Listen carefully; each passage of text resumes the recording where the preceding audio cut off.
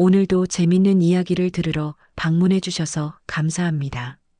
구독과 좋아요는 더 재밌는 이야기를 만드는데 큰 힘이 됩니다. 감사합니다. 조선 후기 개성의 한적한 골목길에는 매화루라는 기생집이 있었습니다. 이곳에는 20살의 만덕이라는 기생이 살고 있었지요.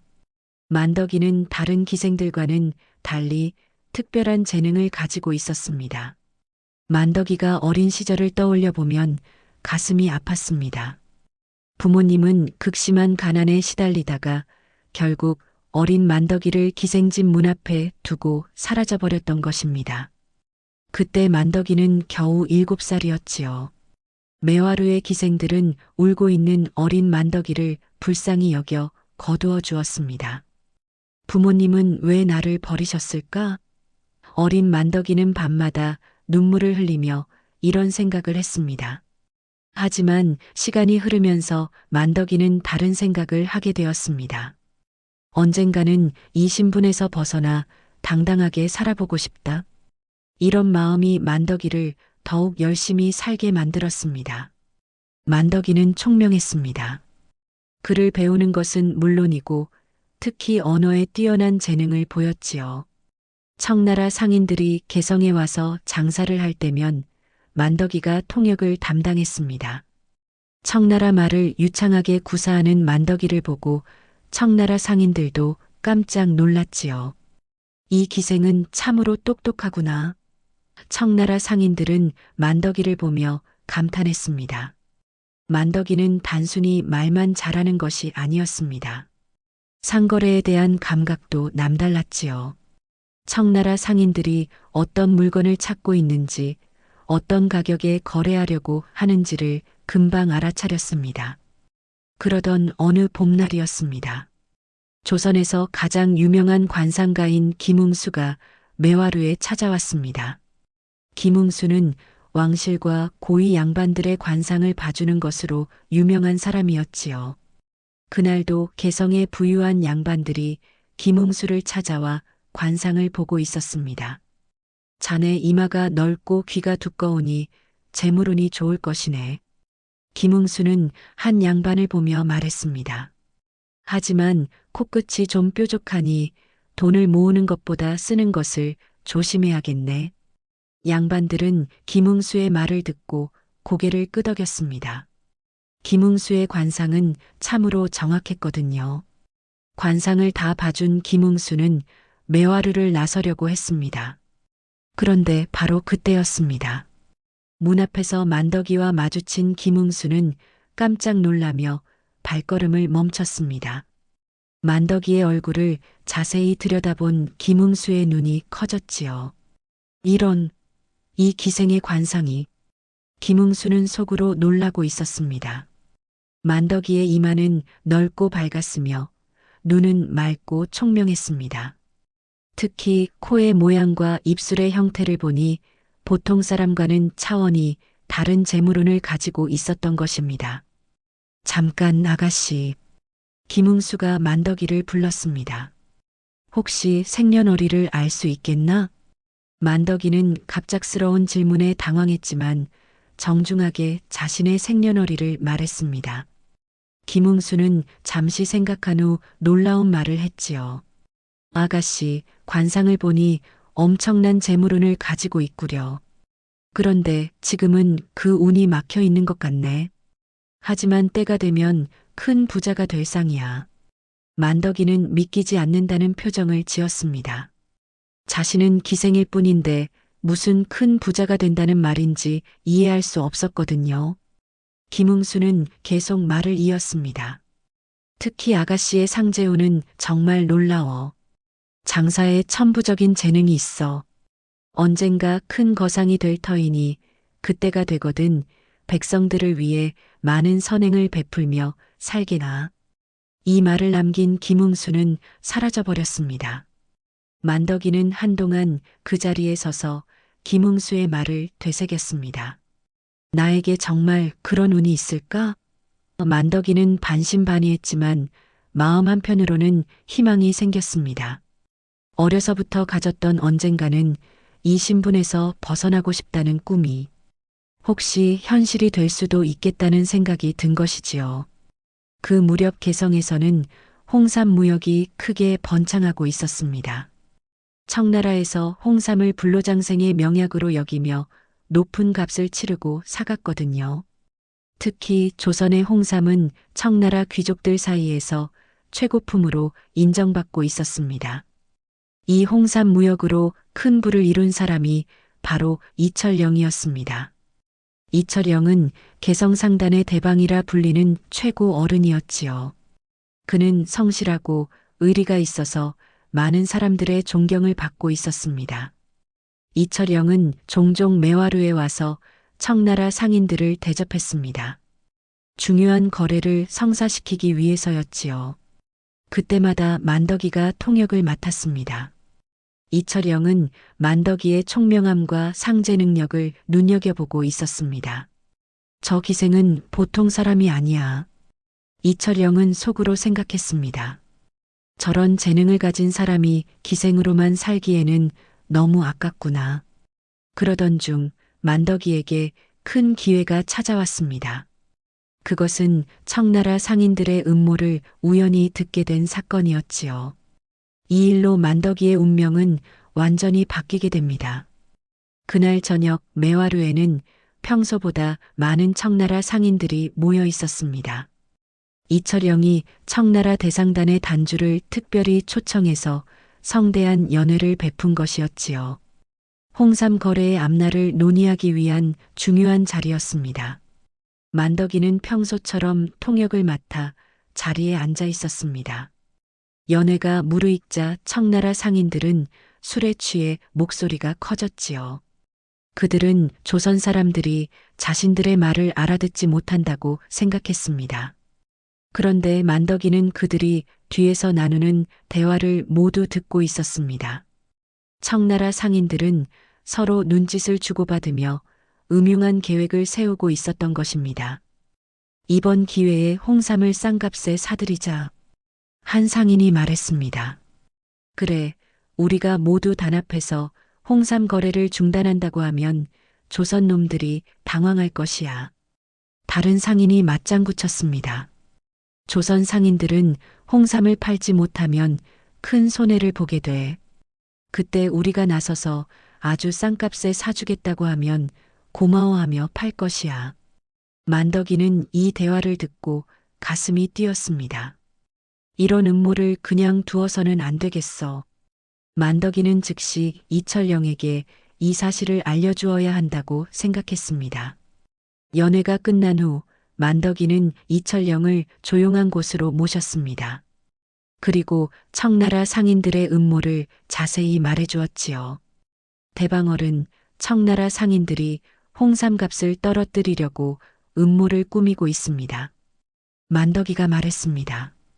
그들은 모두 단합해서 홍삼 거래를 중단하겠다고 할 예정입니다.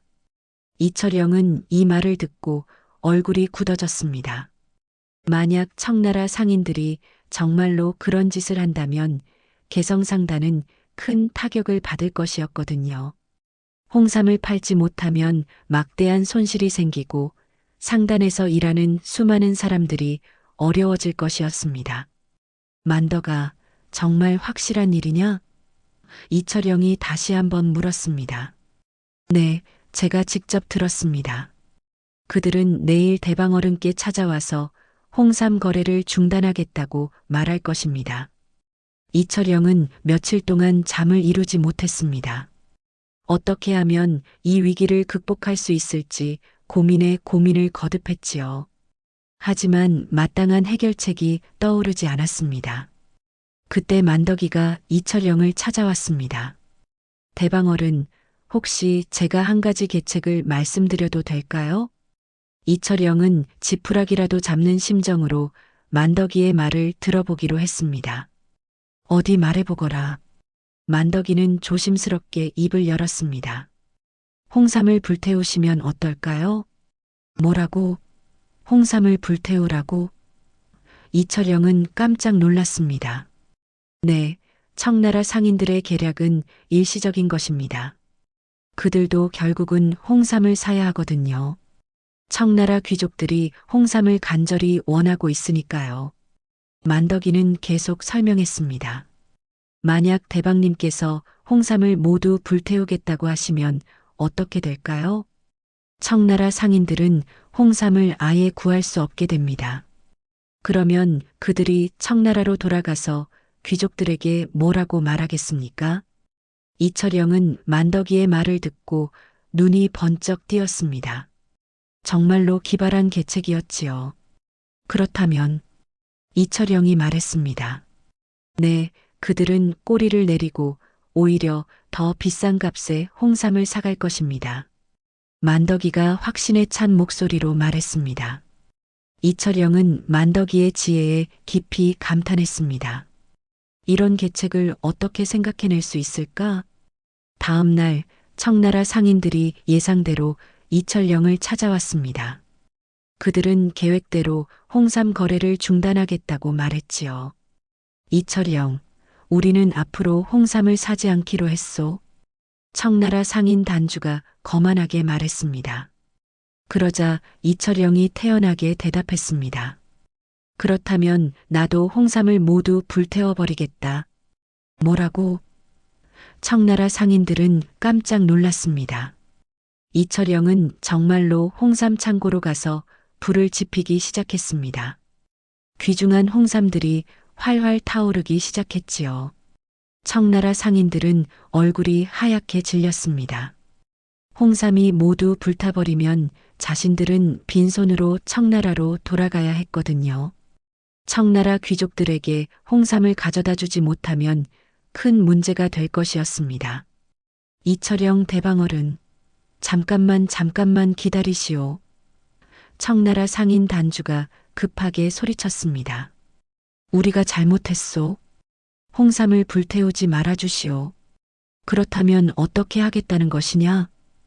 이철영이 물었습니다. 우리가 홍삼을 더 비싸게 사겠소. 지금까지보다 2배 비싸게 사겠소이다. 이철영은 만덕이를 생각하며 미소를 지었습니다. 만덕이의 계책이 완벽하게 성공한 것이었지요. 이 일이 있은 후 이철영은 만덕이를 따로 불렀습니다. 만덕아, 내 지혜 덕분에 큰 위기를 넘겼다. 정말 고맙다. 만덕이는 겸손하게 고개를 숙였습니다. 별 말씀을요, 대방님. 만덕아, 내가 제안이 하나 있다. 이철영이 진지한 표정으로 말했습니다. 더 이상 기생으로 살지 말고 내 수양딸이 되어 상단에서 일해보지 않겠느냐? 만덕이는 이 말을 듣고 깜짝 놀랐습니다. 꿈에도 생각지 못한 제안이었거든요. 어린 시절부터 꿈꿔왔던 기생 신분에서 벗어나는 것이 현실이 될 수 있다는 생각에 가슴이 뛰었습니다. 정말로 괜찮을까요? 만덕이가 조심스럽게 물었습니다. 물론이다. 너 같은 재능을 가진 사람이 기생집에만 있기에는 너무 아까워. 이철영이 단호하게 말했습니다. 오늘부터 너는 이만덕이다.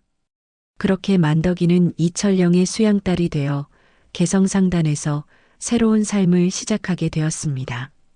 하지만 상단에서의 생활이 쉽지만은 않았어요. 개성상단에는 도안이라는 행수가 있었습니다. 도안은 오랫동안 상단에서 일해온 고참이었는데 갑자기 나타난 만덕이가 못마땅했습니다. 기생 출신이 무슨 큰일이나 할 수 있겠어? 도안은 속으로 만덕이를 무시했습니다. 게다가 대방님의 수양딸이라니 곧 나보다 높은 자리에 오르려고 하는 게 분명해. 도안은 만덕이가 상단에 정착하기 전에 싹을 짓밟아 버려야겠다고 마음먹었습니다. 그래서 음모를 꾸미기 시작했지요. 어느 날 상단의 귀한 비단이 사라지는 사건이 일어났습니다. 도안은 이 기회를 놓치지 않았습니다. 대방님, 큰일 났습니다. 도안이 급하게 이철영을 찾아왔습니다. 창고에 있던 비단이 없어졌습니다. 무슨 일이냐? 이철영이 놀라며 물었습니다. 만덕이가 비단을 몰래 빼돌려서 기생집에 팔아넘긴 것 같습니다. 도안이 만덕이를 모함했습니다. 기생집과 연결고리가 있으니까 뒷돈을 받고 거래한 게 틀림없습니다. 이철영은 이 말을 듣고 깊은 고민에 빠졌습니다. 만덕이를 믿고 싶었지만 도안의 말도 일리가 있어 보였거든요. 이철영은 만덕이와 도안을 모두 불러 자초지종을 물어보았습니다. 만덕아, 내가 정말 비단을 가져갔느냐? 이철영이 물었습니다. 만덕이는 억울한 표정으로 대답했습니다. 대방어른, 저는 절대 그런 일을 하지 않았습니다. 저에게는 그럴 이유도 없고 그럴 마음도 없습니다. 하지만 증거가 있습니다. 도안이 소리쳤습니다. 기생집 사람들이 만덕이가 비단을 가져왔다고 말하더라고요. 이철영은 며칠 동안 이 사건을 면밀히 조사했습니다. 기생집도 직접 찾아가 보고 상단의 다른 사람들에게도 물어보았지요. 그 결과 놀라운 사실이 드러났습니다. 비단을 몰래 빼돌린 것은 다름 아닌 도안 자신이었던 것입니다. 도안은 평소에 비단을 조금씩 빼돌려 다른 곳에 팔아 사리사욕을 채우고 있었지요. 그리고 이번에는 그 죄를 만덕이에게 뒤집어 씌우려고 했던 것입니다. 도안아, 이철영이 화를 내며 소리쳤습니다. 내가 어떻게 이런 일을 할 수 있느냐? 게다가 죄 없는 만덕이에게 누명을 씌우다니. 도안은 들킬 줄 몰랐는데 모든 것이 드러나자 얼굴이 새하얗게 질렸습니다.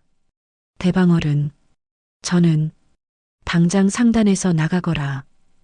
이철영이 호통쳤습니다. 다시는 내 앞에 나타나지 말거라. 도안은 꼬리를 내리고 상단에서 쫓겨났습니다. 만덕이는 억울함이 풀려서 눈물이 났지만 동시에 이철영에 대한 고마움도 느꼈습니다. 만덕아, 의심해서 미안했다. 이철영이 만덕이에게 사과했습니다. 앞으로는 이런 일이 없도록 하겠다. 괜찮습니다, 대방어른. 만덕이가 고개를 숙이며 말했습니다. 저를 믿어주시고 조사해 주셔서 감사합니다. 이 사건 이후 만덕이는 상단에서 더욱 인정받기 시작했습니다. 다른 사람들도 만덕이의 진실함과 능력을 알게 되었지요. 그 무렵 상단에게 중요한 시험이 찾아왔습니다. 바로 인삼 유통권을 따내는 경쟁이었습니다. 조선에서는 5년마다 인삼 유통권을 새로 배정했는데 이를 따내지 못하면 상단의 존립이 어려워졌거든요. 다른 상단들도 모두 이 유통권을 따내기 위해 치열한 경쟁을 벌이고 있었습니다. 각자 나름의 계획과 전략을 가지고 관청에 제안서를 제출했지요. 그때 만덕이가 이철영에게 새로운 아이디어를 제안했습니다. 대방어른, 인삼을 기르는 새로운 방법을 개발해보면 어떨까요? 만덕이가 말했습니다. 그리고 유통 시스템도 더 효율적으로 만들어서 다른 상단과 차별화를 두는 것입니다. 만덕이는 평소에 인삼 재배에 대해 깊이 연구해 왔습니다. 그래서 기존의 방식보다 더 좋은 품질의 인삼을 기를 수 있는 방법을 알고 있었지요. 이철영은 만덕이의 제안을 받아들여 새로운 인삼 재배법과 유통 시스템을 정부에 제시했습니다. 조선 관리들은 이 획기적인 제안에 깊은 감명을 받았지요. 결국 개성상단이 인삼 유통권을 따내는데 성공했습니다.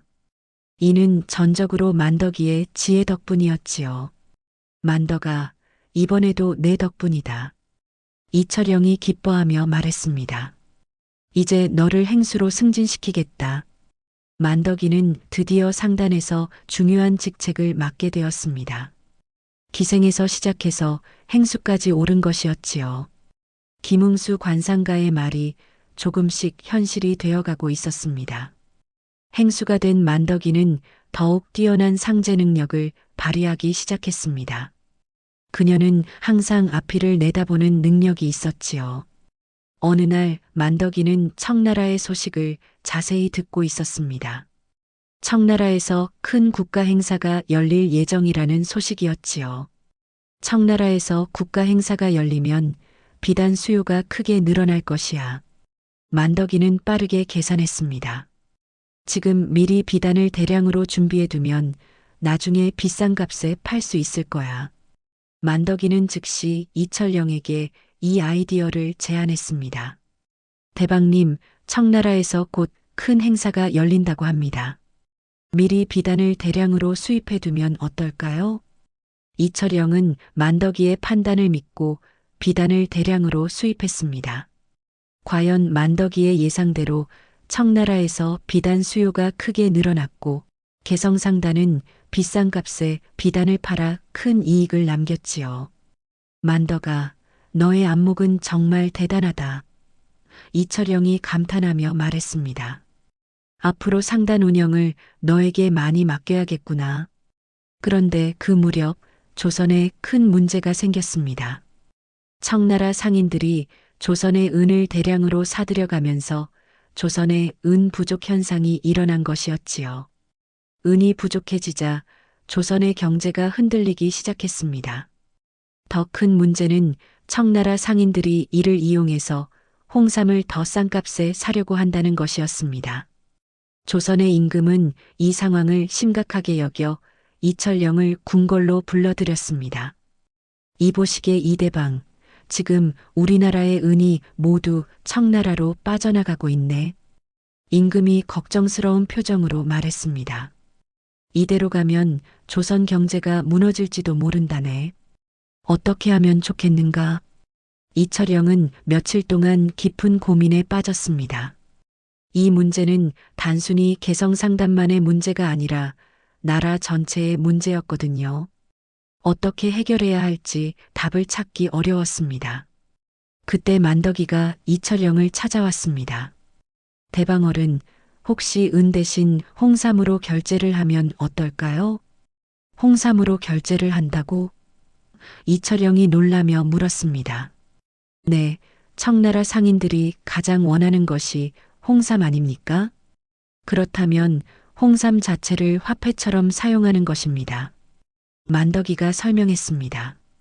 청나라 상인들이 다른 물건을 팔 때도 은 대신 홍삼으로 받게 하는 거예요. 그러면 우리나라의 은이 빠져나가지 않을 것입니다. 이철영은 만덕이의 기발한 아이디어에 다시 한번 감탄했습니다. 정말로 홍삼을 화폐처럼 사용한다면 은 부족 문제를 해결할 수 있을 것 같았지요. 이철영은 임금에게 이 계획을 말씀드렸고 임금도 훌륭한 아이디어라고 칭찬했습니다. 그렇게 홍삼이 청나라와의 거래에서 화폐 역할을 하게 되었지요. 청나라 상인들도 처음에는 당황했지만 결국 홍삼이 청나라에서 금보다도 귀한 물건이라는 것을 알고 있었기 때문에 이 방식을 받아들였습니다. 이 결과로 개성상단은 더욱 커지게 되었고 이철영은 만덕이를 대행수로 승진시켰습니다. 만덕아, 이제 너는 나의 진정한 후계자다. 이철영이 감동스러운 목소리로 말했습니다. 대행수가 된 만덕이는 더욱 큰 책임감을 느꼈습니다. 그리고 어느 날 하늘을 보며 이상한 느낌을 받았지요. 내년에는 흉년이 들 것 같아. 만덕이는 자연의 변화를 읽는 능력도 가지고 있었습니다. 구름의 움직임, 바람의 방향, 새들의 행동 등을 보고 날씨를 예측할 수 있었지요. 만덕이는 이철영에게 자신의 예감을 말했습니다. 대방어른, 내년에 흉년이 들 것 같습니다. 미리 곡식을 준비해두면 어떨까요? 이철영은 만덕이의 말을 믿고 곡식을 대량으로 사들였습니다. 다른 사람들은 왜 곡식을 그렇게 많이 사두느냐고 의아해했지만 이철영은 만덕이의 판단을 믿었지요. 과연 다음 해에 큰 흉년이 들었습니다. 비가 너무 적게 와서 농작물이 제대로 자라지 못했지요. 백성들은 굶주림에 시달렸고 곡식값은 하늘 높은 줄 모르고 치솟았습니다. 이때 만덕이는 이철영에게 중요한 제안을 했습니다. 대방어른, 우리가 준비한 곡식을 비싸게 팔면 큰 이익을 남길 수 있습니다. 하지만 이철영이 물었습니다.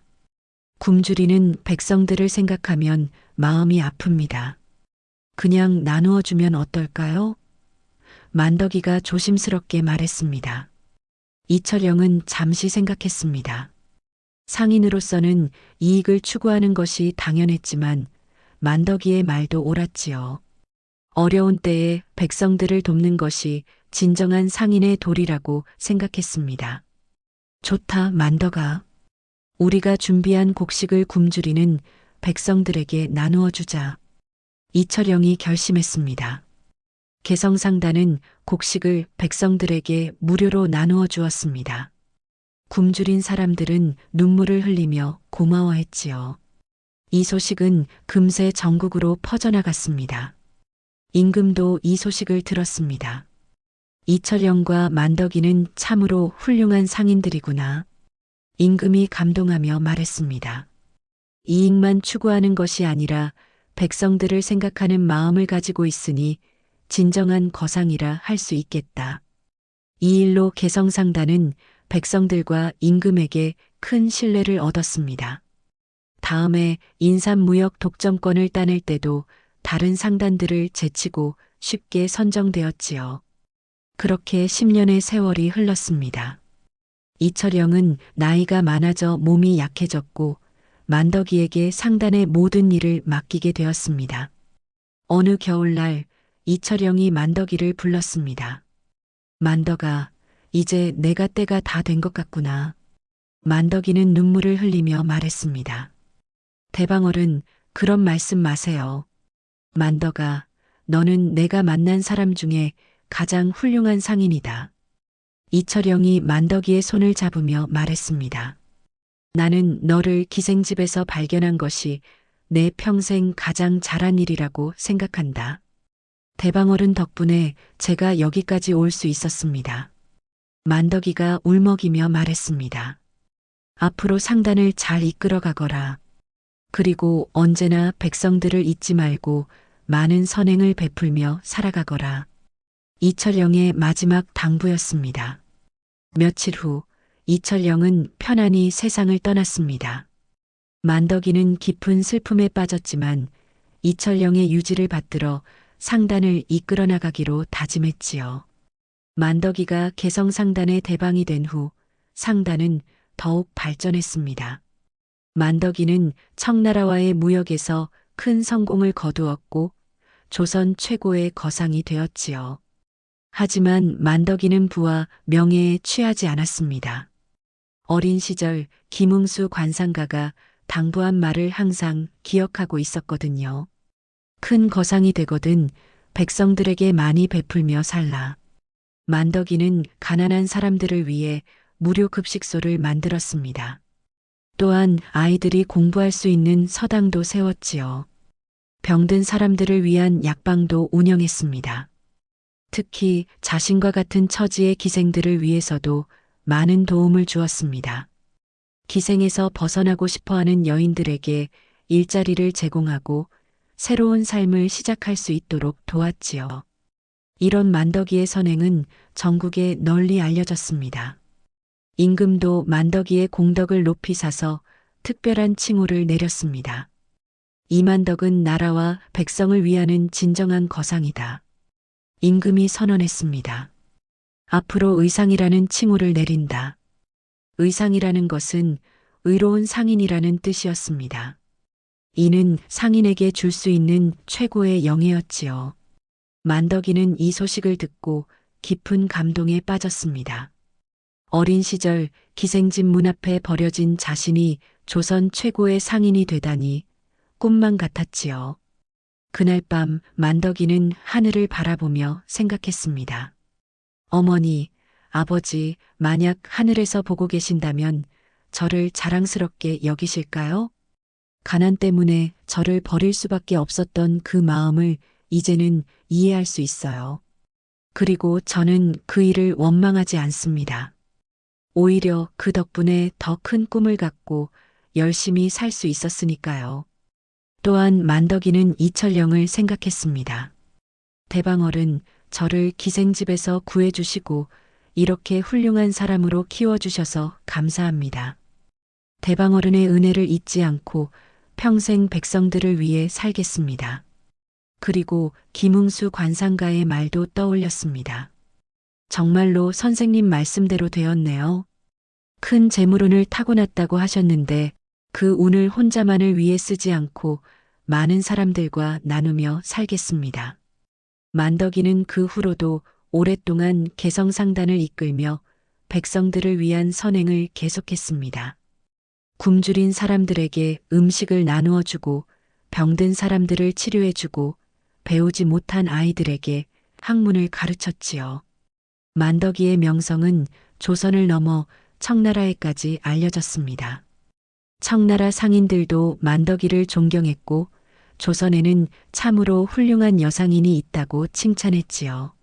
세월이 흘러 만덕이도 나이가 들었지만 그녀는 항상 밝은 미소를 잃지 않았습니다. 어려운 시절을 겪었지만 결국 행복한 삶을 살게 된 것에 대해 감사한 마음을 가지고 있었거든요. 만덕이가 세상을 떠날 때 수많은 사람들이 눈물을 흘리며 그녀를 배웅했습니다. 그녀의 도움을 받은 사람들, 그녀와 함께 일했던 사람들, 그리고 그녀의 선행을 받은 백성들까지 모두가 만덕이를 그리워했지요. 만덕이의 이야기는 후세에도 오랫동안 전해져 내려왔습니다. 사람들은 기생에서 시작해서 조선 최고의 거상이 된 만덕이의 이야기를 들으며 희망을 가졌지요. 특히 어려운 처지에 있는 사람들에게 만덕이의 이야기는 큰 위로와 용기가 되었습니다. 태생이나 환경이 어렵다고 해서 꿈을 포기할 필요는 없다는 것을 만덕이가 보여주었거든요. 그리고 무엇보다 중요한 것은 만덕이가 성공한 후에도 자신의 뿌리를 잊지 않고 어려운 사람들을 도왔다는 것이었습니다. 진정한 성공은 혼자만 잘 사는 것이 아니라 함께 행복해지는 것이라는 교훈을 남겼지요. 이렇게 기생 만덕이는 조선시대 최고의 상인이 되어 행복한 삶을 마감했습니다. 그녀의 이야기는 오늘날까지도 많은 사람들에게 감동과 희망을 주고 있습니다.